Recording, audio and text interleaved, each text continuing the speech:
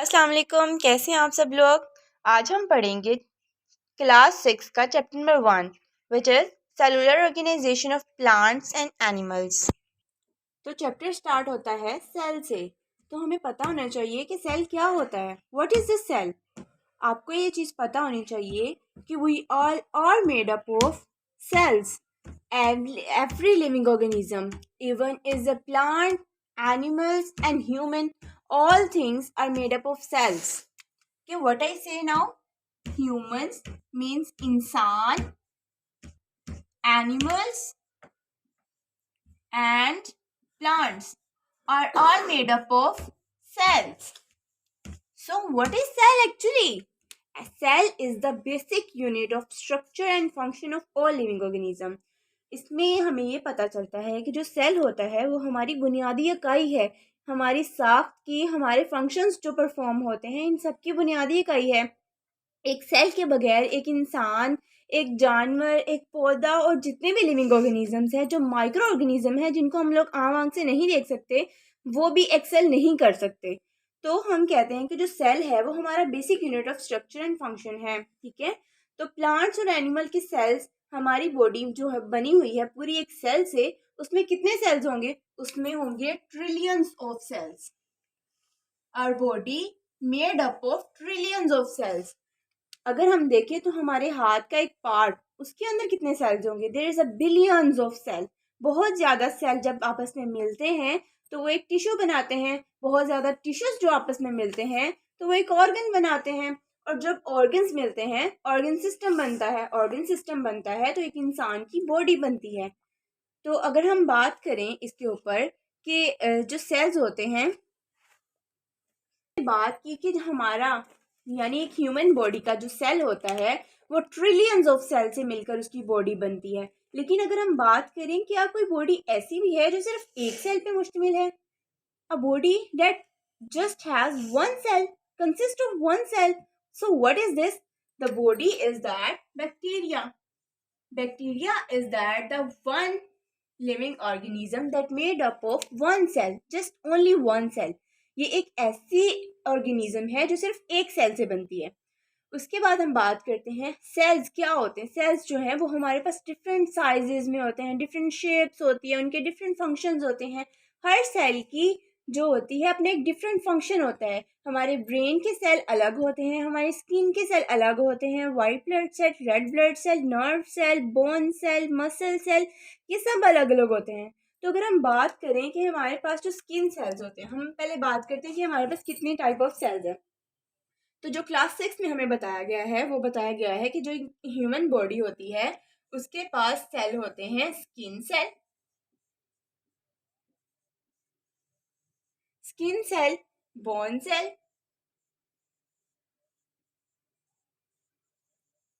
Muscle cell and हमारे पास होते हैं nerve cell, then red blood cells and white blood cell. बिल्कुल सही आप लोगों ने बताया। ठीक है। तो हमारे पास जो स्किन सेल होते हैं, स्किन सेल, इनका काम होता है हमारी बॉडी को कवर करना और हमारी इनर जो है हमारे ऑर्गेनिजम्स और हमारी लेयर्स, उनको प्रोटेक्ट करना। हमारी अगर स्किन ही ऊपर ना हो तो हम क्या होगा, एक इंसान दूसरे इंसान को देख भी नहीं सकेगा, पहचान तक नहीं सकेगा। तो हमारे स्किन सेल जो होते हैं वो क्या काम करते हैं? वो हमारी बॉडी को कवर करते हैं और प्रोटेक्ट करते हैं इनर लेयर्स को। उसके बाद हम बात करते हैं नर्व सेल की। नर्व सेल क्या करते हैं? ये मैसेजेस को ट्रांसफ़र करते हैं, मैसेजेस को कंडक्ट करते हैं। इसका मतलब ये है कि जो नर्व सेल होते हैं वो पैगाम रसानी का काम करते हैं। वो एक जगह से पैगाम को दूसरी जगह पहुंचाते हैं। जैसे अगर हमें कोई कीड़ी काट जाती है, कोई चम्मच चुभ जाता है, कोई कांटा चुभ जाता है, कोई, तो नर्व सेल क्या करते हैं? पैगाम रसानी का काम करते हैं। नर्व सेल जो होते हैं वो हमारा जो पैगाम है, हमारी अगर हमें कोई कीड़ी काट जाती है, कोई कांटा चुभ जाता है, आग हमें लगती है, तो हमें जो दर्द का जो फीलिंग आती है वो हमारे जो सेल्स होते हैं, दिमाग के सेल, नर्व सेल्स, वो हमारे मैसेज पहुंचाते हैं, मैसेज ट्रांसफ़र करते हैं कि अब हमें हाथ हटा लेना चाहिए। अब आगे जाके इसको पढ़ेंगे कि हम इसको रिफ्लेक्स एक्शन बोलते हैं। ठीक है। उसके बाद हम बात करते हैं बोन सेल की। तो बोन सेल क्या करते हैं? बोन सेल प्रोड्यूस करते हैं आपकी बोन्स शेप को और आपकी बॉडी को सपोर्ट करते हैं। मतलब अगर आपके पास आपकी ये बोन्स हैं, अगर आपकी ये बोन्स ना हो तो आपकी हड्डियां आपस में जुड़ ही नहीं सकती। जब वो आपस में जुड़ नहीं सकती तो क्या होगा? आप गिर जाओगे, आप ना बैठ सकोगे, ना आप खड़े हो सकोगे और ना आप चल सकोगे, तो आपकी बॉडी को कोई सपोर्ट नहीं मिलेगी। इसलिए बोन सेल भी अल्लाह ताला की एक बहुत ज़्यादा नेमत है। तो ये जो सारे सेल हम पढ़ रहे हैं ये अल्लाह ताला की ब्लेसिंग्स हैं ह्यूमंस के लिए। उसके बाद अगर हम ह्यूमंस की बात करते हैं तो उसमें मसल सेल आते हैं। मसल सेल क्या करते हैं? कॉन्ट्रैक्ट करते हैं और क्या करते हैं? हमारी जो मूवमेंट करते हैं हम लोग, जैसे हम लोगों ने ये देखें, मैं अपने हाथ को मूव कर रही हूँ, मैं खड़ी हो रही हूँ, मैं बैठ रही हूँ, मैं अपने मतलब वर्जिश कर रही हूँ, एक्सरसाइज कह लो, तो उसमें क्या हो रहा है? मेरे मसल सेल्स जो हैं इन्वॉल्व हो रहे हैं। उसके बाद हम बात करते हैं वाइट ब्लड सेल की। तो वाइट ब्लड सेल क्या करते हैं? ये हमारी जो बॉडी होती है उसके अंदर फाइट करते हैं। किससे फाइट करते हैं? अब ये जर्म से फाइट करते हैं और हमें किसी डिजीज के होने से बचाते हैं। फिर आते हैं red blood cell. Red blood cell जो होते हैं वो हमारे खून में पाए जाते हैं, हमारे ब्लड में पाए जाते हैं। ये क्या करते हैं? ये ट्रांसफ़र करते हैं ऑक्सीजन। कहाँ ट्रांसफ़र करते हैं? एक पूरी ह्यूमन बॉडी में ये जो है वो ऑक्सीजन को ट्रांसफ़र करते हैं। कुछ सेल्स जो होते हैं वो हमारे ऐसे होते हैं, कुछ सेल जो हैं वो हमारे जो होते हैं वो हम लोग अपनी आइज़ से नहीं देख सकते। हम ना अपने नर्व सेल्स को देख सकते हैं, ना अपने स्किन सेल्स को देख सकते हैं, ना बोन सेल को, ना रेड ब्लड सेल, ना वाइट ब्लड सेल, ना मसल सेल। हम किसी सेल को नहीं देख सकते क्योंकि there are trillions of cell that are deposit in our that we are composed of cells. तो हम लोग उनको अपनी आम आंख से नहीं देख सकते। हमारे ये जो फिंगर है, इस फिंगर की इतनी से हिस्से में इतने सेल्स हैं कि हम लोग उनके आम आंख से नहीं देख पा रहे, हम उनको नेक डाई से नहीं देख पा रहे। तो ये क्या होता है कि हमारी आइज़ जो होती हैं ये अल्लाह ताला की तरफ से ही हमें ये मिला हुआ है कि हम जो है कुछ चीज़ें नहीं देख सकते। और हमारी जो होती हैं, हमारे पास जो स्पेशल इंस्ट्रक्शंस जो होती हैं वो हमें फॉलो करनी पड़ती हैं। जैसे हम लोग इनको किसके ज़रिए देख सकते हैं? हम इन सेल्स को देख सकते हैं माइक्रोस्कोप के ज़रिए से। माइक्रोस्कोप के ज़रिए हम किसी भी चीज़ का सेल, हम अनियन का सेल देख सकते हैं, किसी भी लिविंग ऑर्गेनिज्म का, किसी भी प्लांट्स का, एनिमल्स का हम लोग वहाँ पे सेल देख सकते हैं। तो अभी हम बात करेंगे माइक्रोस्कोप के बारे में। हम माइक्रोस्कोप पे जाने से पहले एक आपको छोटी सी इन्फॉर्मेशन दूंगी। छोटी सी इन्फॉर्मेशन क्या है कि सेल सबसे पहले डिस्कवर किसने किया था? किसने बताया था कि एक ह्यूमन बॉडी जो होती है वो सेल से मिलकर बनी होती है? तो हमारे पास साइंटिस्ट हैं जिनका नाम है रॉबर्ट हुक। जी बिल्कुल, आपने बिल्कुल ठीक प्रोनाउंस किया, रॉबर्ट हुक। रॉबर्ट हुक ने 1665 में एक कॉर्क लिया था। कॉर्क समझते हैं आप? एक ढक्कन, ठीक है। उसने वो लिया, एक बॉटल का ढक्कन, कॉर्क लिया, उसने उसको माइक्रोस्कोप के नीचे रखा तो उसे कुछ इस तरह का, हमारे पास उसे एक इस तरह का स्ट्रक्चर नज़र आया। इट्स लाइक अ हनी। आपने देखा है हनी? कुछ इस तरह की उसकी शेप होती है। उसके जो होती हैं हमारे पास हनी भी, उनके जो छत्ते होते हैं जहाँ से शहद निकलता है तो उसमें कुछ इस तरह की शेप्स होती हैं। तो रॉबर्ट हुक ने क्या किया? उन्होंने ऑब्जर्व किया माइक्रोस्कोप के नीचे कि हमारे पास हर चीज़ का एक, हर चीज़ जो होती है वो सेल से मिलकर बनी होती है। तो ये स्ट्रक्चर उन्होंने हमें यहाँ पे भी दिखाया। उन्होंने बताया कि ये इस तरह से सेल जो होता है डिस्कवर उन्होंने किया। फिर उसके बाद हम माइक्रोस्कोप की बात करते हैं। आगे जाने से पहले अगर आपको ये वीडियो पसंद आ रही है और आपको इसमें फ़ायदा नज़र आ रहा है आपका, और आप चाहते हैं कि हम आपको आगे भी पढ़ाएं, तो अपने जो टॉपिक्स हैं वो कमेंट में टाइप कर सकते हैं और हमारे चैनल को लाइक और सब्सक्राइब कर दें, ठीक है, ताकि हमारी हर वीडियो आप तक पहुंच सके और आपको फ़ायदा हो सके। तो अब हम बात करते हैं माइक्रोस्कोप के बारे में। अगर हम बात करें माइक्रोस्कोप के बारे में, अभी हम लोगों ने सेल्स के बारे में बात की तो हमें पता चला कि इंसान की जो बॉडी होती है अल्लाह ताला ने उसे कितनी ब्लेसिंग्स अता फरमाई हैं कि अल्लाह ताला ने एक इंसान को ट्रिलियंस ऑफ ब्लेसिंग्स, आप कह सकते हो कि हर जो सेल होता है वो अपना अपना फंक्शन परफॉर्म करता है। आई सेल जो होते हैं वो देखने का काम करते हैं, बोन सेल जो होते हैं वो हमें सपोर्ट करते हैं, हमारी बॉडी को सपोर्ट करते हैं, जो red blood cell, white blood cell होते हैं वो हमारे ब्लड में होते हैं, जो रेड ब्लड सेल है वो ऑक्सीजन प्रोवाइड करते हैं, और जो वाइट ब्लड सेल है वो फाइट करते हैं किसके अगेंस्ट? जर्म्स के अगेंस्ट। नर्व सेल क्या करते हैं? हमारे मैसेजेस को ट्रांसफर करते हैं। मसल सेल क्या करते हैं? हमारी मूवमेंट में हेल्प करते हैं। उसके बाद हम बात करते हैं माइक्रोस्कोप के बारे में। अभी हमने थोड़ी देर पहले बात की कि हम लोग आम आंख से, यानी हम लोग अपनी नेक्ड आई से हम लोग नहीं देख सकते सेल को। तो हमें कैसे पता चला कि सेल्स इंडियन शेप के हैं या इस तरह के हैं? तो वो उसको पता लगाने के लिए हम लोगों ने माइक्रोस्कोप का इस्तेमाल किया। माइक्रोस्कोप क्या है? Microscope is an instrument which is use to see very small things in it can not be seen with naked eye. तो इसका मतलब ये है कि माइक्रोस्कोप जो होता है वो उन चीज़ों को देखने के लिए होता है जो बहुत ही स्मॉल होती हैं, बहुत ही छोटी होती हैं, जिनको हम आम आंख से बिल्कुल भी नहीं देख सकते। इसमें हमारे सेल्स भी आ जाते हैं, इसमें हमारे बहुत चीज़ें आ जाती हैं जो माइक्रो ऑर्गेनिजम्स आ सकते हैं, जिन्हें हम लोग आम आंख से नहीं देख सकते। अभी हम लोगों ने बात की थी बैक्टीरिया की, तो बैक्टीरिया जो है वो एक सेल से बना हुआ है। हम आम आंख से नहीं देख सकते कि वो अब कहाँ पे है, किस तरह पे है और किस तरह से काम कर रहा है। कुछ बैक्टीरिया अच्छे होते हैं, कुछ बैक्टीरिया अच्छे भी नहीं होते। तो हम लोग उन सबको देखने के लिए माइक्रोस्कोप का यूज़ करते हैं, ठीक है। तो जब हम लोग देखते हैं माइक्रोस्कोप के ज़रिए, तो वो हमें क्या करता है? चीज़ों को बहुत बड़ा करके दिखाता है, बहुत मैग्नीफाई करके दिखाता है। बिल्कुल एक क्लियर पिक्चर देता है हमें किसी भी छोटी से छोटी चीज़ की, जो हम आम आँख से नहीं देख सकते। तो हम लोग अगर बात करें कि हमारे स्कूल्स में, कॉलेजेस में, यूनिवर्सिटीज़ में कौन से माइक्रोस्कोप यूज़ होते हैं, तो वो होते हैं लाइट माइक्रोस्कोप।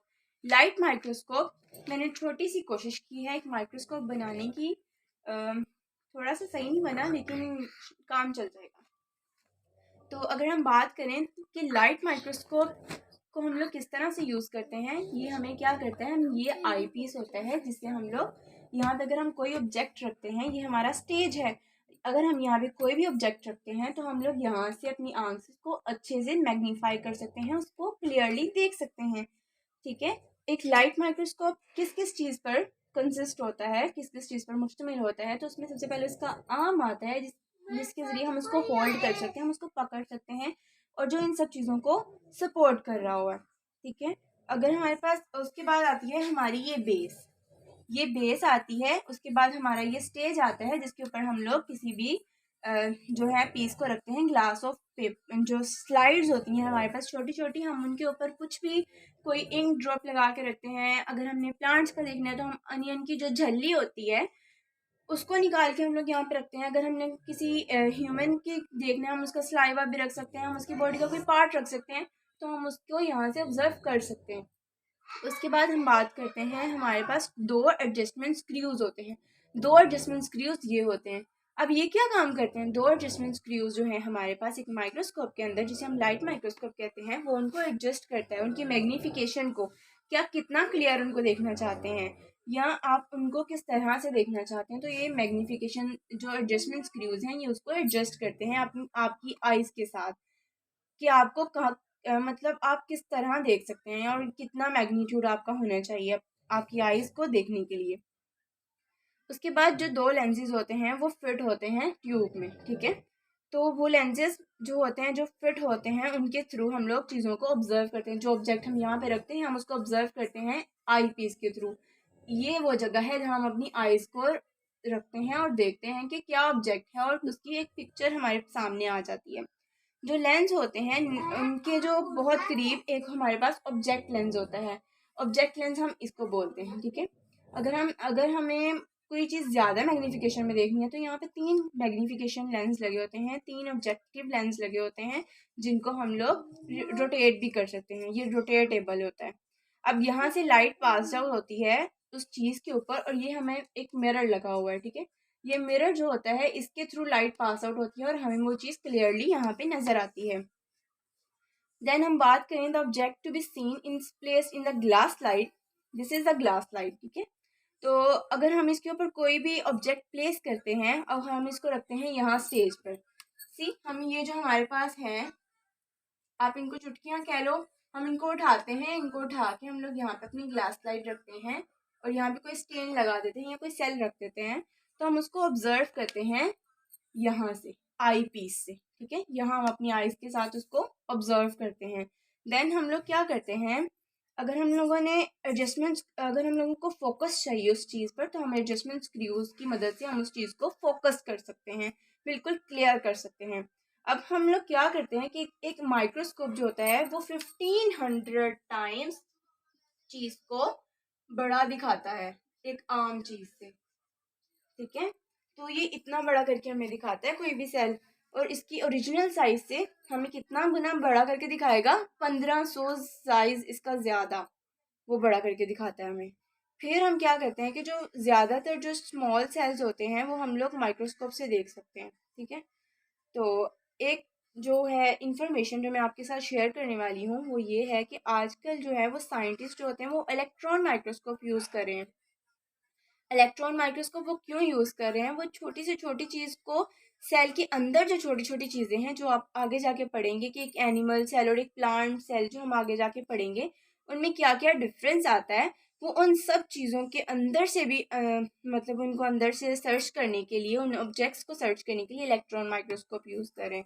तो जो इलेक्ट्रॉन माइक्रोस्कोप होता है वो क्या करता है, हम लोगों ने क्या कहा था, जो लाइट माइक्रोस्कोप है वो कितने गुना बड़ी चीज करके दिखाता है, 1500 टाइम। तो जो इलेक्ट्रॉन माइक्रोस्कोप है वो हमें कितने गुना बड़ी करके चीज दिखाता है, 500,000 टाइम्स।